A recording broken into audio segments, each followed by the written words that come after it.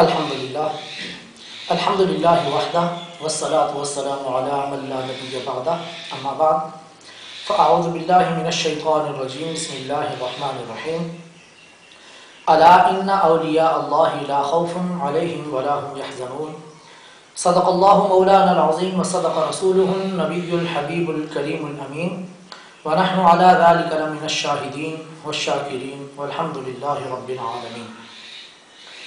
معزز و محترم سامعین عزیز وقار، حاضرین گرامی قدر، اللہ کے ولی جن کو اولیاء اللہ کہا جاتا ہے، ہمارا عقیدہ ہے کہ ہم ان سے مدد مانگتے ہیں، ان کے وسیلے سے مدد مانگتے ہیں، اور جب ہم ان سے مدد مانگتے ہیں تو وہ اللہ کی عطا سے جو اللہ نے ان کو دے رکھا ہے اس عطا کی وجہ سے وہ ہماری مدد بھی کر سکتے ہیں، اور اس میں کسی قسم کا کوئی شرعی حرج نہیں ہے۔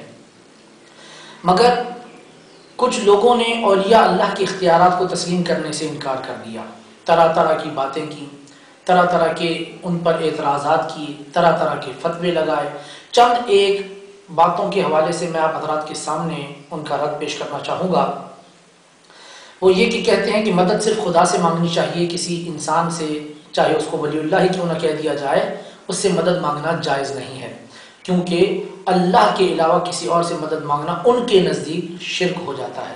تو آئیے میں قرآن سے ثابت کرتا ہوں کہ قرآن میں اللہ تبارک و تعالیٰ نے کسی سے مدد مانگنے سے منع نہیں فرمایا، بلکہ قرآن مجید فرقان حمید میں ارشاد ہوتا ہے فَإِنَّ اللَّهَ هُوَ مَوْلَاهُ وَجِبْرِيلُ وَصَالِحُ الْمُؤْمِنِينَ، کہ بے شک پس اللہ تبارک و تعالیٰ تمہارا مددگار ہے، جبریل امین تمہارے مددگار ہیں، اور صالحین مؤمنین تمہارے مددگار ہیں۔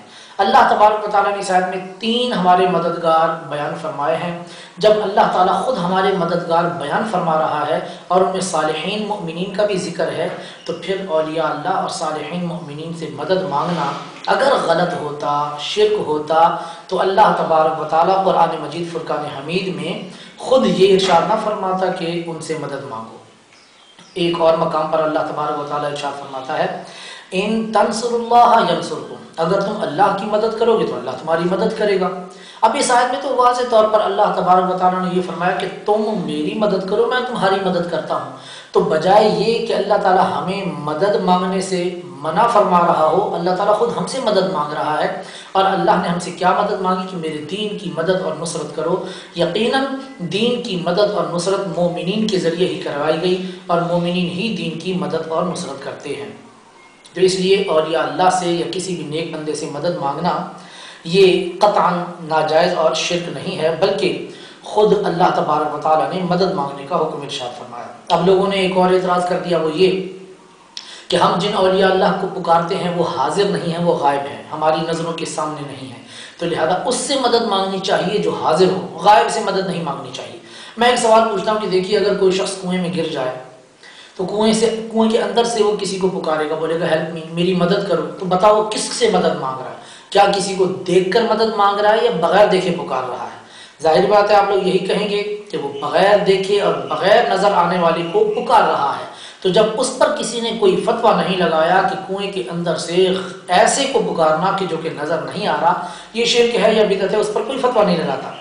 مگر جب ہم کسی ایسے کو پکارتے ہیں جو اللہ کا ولی ہے، ہماری نظروں سے اوجھل ہے، تو لوگ کہتے ہیں کہ یہ تم غیر نظر آنے والے کو پکار رہے ہو، لہذا یہ غلط ہو گیا۔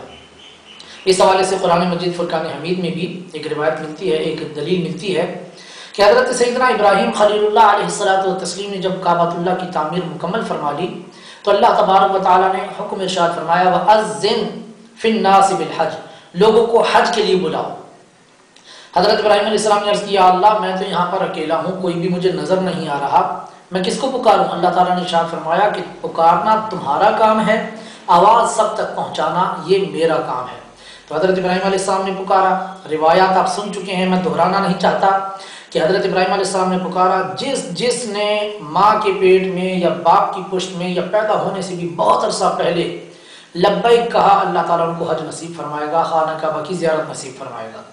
تو اب دیکھیں آج کل کے دور کے لوگ بھی حج پہ جاتے ہیں، یقیناً انہوں نے بھی لبیک کہا، تو ان سب کو حضرت ابراہیم علیہ السلام نے دیکھا تو نہیں تھا، بغیر دیکھے پکارا۔ تو جب بغیر دیکھے ایک نبی اللہ کے حکم سے پکار رہا ہے تو کیا کیا کہیں گے کہ کیا اللہ تعالیٰ حضرت خلیل اللہ علیہ السلام کو شرک کرنے کا حکم دے رہا تھا کہ تم ایسوں کو پکارو جو نظر نہیں آ رہے؟ تو اگر نظر نہ آنے والے کو پکارنا شرک یا بدعت ہوتا تو اللہ تعالیٰ کبھی بھی نبی کو حکم نہ فرماتا۔ تو جب نبی پکار رہے ہیں تو ہمارا پکارنا تو ایک نبی کی سنت بھی ہے، تو لہذا اس میں بھی کسی قسم کی کوئی خرابی نہیں۔ اب دوسرا اعتراض لوگوں نے یہ کیا کہ نہیں، مردوں کو پکارنا شرک ہے، زندہ کو پکار سکتے ہیں، کسی زندہ سے مدد مانگ سکتے ہیں، مگر مردوں کو نہیں پکارنا چاہیے۔ تو مردوں کو پکارنا، ہم تو پہلی بات یہ ان کو مردہ مانتے نہیں، ہم تو کہتے ہیں کہ وہ زندہ ہے، جیسے کہ شہید زندہ ہوتا ہے، قرآن میں ارشاد ہوتا ہے وَلَا تَقُولُوا لِمَن يُقْتَلُ فِي سَبِيلِ اللَّهِ أَمْوَاتٌ، جو اللہ کے راستے میں قتل کر دیے جائیں ان کو مردہ مت کہو۔ تو اولیاء اللہ بھی تو اللہ ہی کے راستے میں عشق الہی کی تلوار سے قتل ہوئے ہیں، تو ہم ان کو کیسے مردہ خیال کر سکتے ہیں؟ تو لہذا ہمارے نزدیک تو وہ مردہ ہے ہی نہیں۔ اگر کوئی ان کو مردہ بھی سمجھتا ہے تو قرآن میں مردہ کو پکارنے کے حوالے سے بھی ایک روایت ملتی ہے، ایک آیت ہے۔ حضرت سیدنا ابراہیم علیہ السلام نے اللہ تعالیٰ سے عرض کی، یا اللہ رب ارنی کیف تحیی الموتیٰ، میں دیکھنا چاہتا ہوں کہ تو مردوں کو کس طرح زندہ فرمائے گا۔ اللہ تعالیٰ نے ارشاد فرمایا، قال اولم تؤمن، کیا تجھے ایمان نہیں، یقین نہیں؟ قال بلا ولکن لیطمئن قلبی، مجھے تو اطمینان قلب ہے مگر میں اپنے دل مجھے تو یقین ہے مگر اطمینان قلب کے لیے میں دیکھنا چاہتا ہوں کہ تو زندہ فرمائے گا کیسے۔ قصہ مختصر، اللہ تعالیٰ نے 4 پرندے پکڑنے کا حکم دیا، پکڑا، فرمایا ذبح کرو، ذبح کیا۔ اللہ تعالیٰ نے قیمہ کرنے کا حکم ارشاد فرمایا، آپ نے ان کا قیمہ کر کے مکسچر بنایا، اب اس کو 4 حصوں میں تقسیم کر کے 4 مختلف پہاڑوں پر ایک ایک ٹکڑا یعنی سب کا مکسچر رکھ دیا۔ پھر اللہ تعالیٰ نے حکم ارشاد فرمایا ثم ادعوہن، ان کو پکارو۔ حضرت ابراہیم علیہ السلام نے ایک ایک پرندے کا نام لے کر پکارا، پرندے کے سارے اجزاء 4 پہاڑوں سے جمع ہوئے، پرندہ بنا، چل کر آپ کے پاس آ گیا۔ دوسرے کو پکارا، اس کے بھی کچھ ٹکڑے وہاں تھے، کچھ وہاں تھے، کچھ وہاں تھے، سارے دوڑتے ہوئے آئے، پرندہ بن گیا، آپ کے پاس آ گیا۔ عرض کرنے کا مقصد یہ ہے کہ حضرت ابراہیم علیہ السلام جن کو پکار رہے ہیں وہ زندہ نہیں تھے بلکہ مردہ تھے اور پرندے تھے۔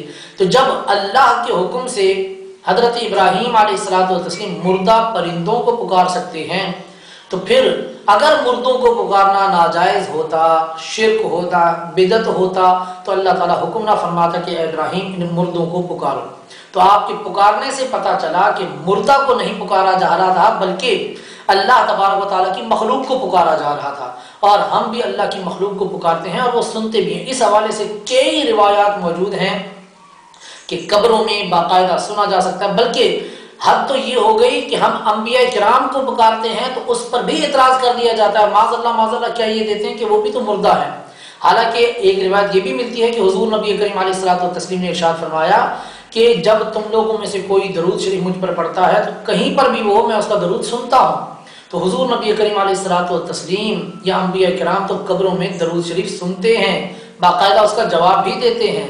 تو جو ان کو مردہ کہے گا نہ ان کا درود سنیں گے نہ اس کا جواب دیں گے۔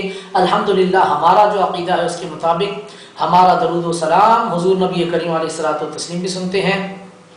جب ہم حضور سیدنا غوث اعظم رضی اللہ تعالیٰ عنہ کو پکارتے ہیں تو وہ بھی ہماری آواز کو سنتے ہیں۔ یہ دیکھیے ایک حدیث شریف میں آتا ہے کہ حضور نبی کریم علیہ الصلوۃ والتسلیم نے ارشاد فرمایا کہ جب تم میت کو قبر میں رکھ دیتے ہو اور اوپر سے مٹی برابر کر دیتے ہو، پھر جب تم واپس آ رہے ہوتے ہو تو تمہارے پاؤں کی آواز وہ میت 40 قدم تک سنتا ہے۔ اب اس حدیث میں کہیں بھی یہ نہیں ہے کہ مومن یا غیر مومن، سب کے لیے فرمایا کہ سب تمہاری آواز کو سنتے ہیں۔ تو جب ایک عام مومن کی سننے کی طاقت اتنی بڑھ جاتی ہے، ایک عام آدمی چاہے وہ غیر قوم سے کیوں نہ ہو، اس کی طاقت اتنی بڑھ جاتی ہے کہ 40 قدم تک وہ قدموں کی آواز سن سکتا ہے، تو حضور سیدنا غوث اعظم ہو یا کوئی ولی اللہ ہو، کیا ان کی پاور نہیں بڑھے گی؟ اور ان کی پھر کتنی بڑھے گی، کیونکہ وہ تو اللہ کے ولی ہیں، اس کا اندازہ خود ہی لگا لینا چاہیے۔ بہرحال عرض یہ ہے کہ ہم جب پکارتے ہیں تو اس عقیدے سے پکارتے ہیں کہ وہ ہماری آواز کو سنتے ہیں اور ہماری مدد بھی کر سکتے ہیں۔ اللہ تعالیٰ نے ان کو پاور دے رکھی ہے، تو جو نہیں مانتا یقیناً وہ اس کی مدد بھی نہیں کرتے۔ دیکھیں شیطان کے بارے میں ہر کوئی یہ کہتا ہے کہ شیطان ہم کو بہکا دیتا ہے، شیطان ہم نماز پڑھنے جاتے ہیں بہکا دیتا ہے، برائی کی طرف بہکا دیتا ہے، غلط کام کی طرف وہ راغب کر دیتا ہے۔ تو شیطان تو اللہ کا دشمن ہے۔ جب اللہ کے دشمن میں اتنی پاور ہے کہ وہ جب چاہے ہمارے ارادے کو بدل سکتا ہے، تو کیا اللہ کے دوست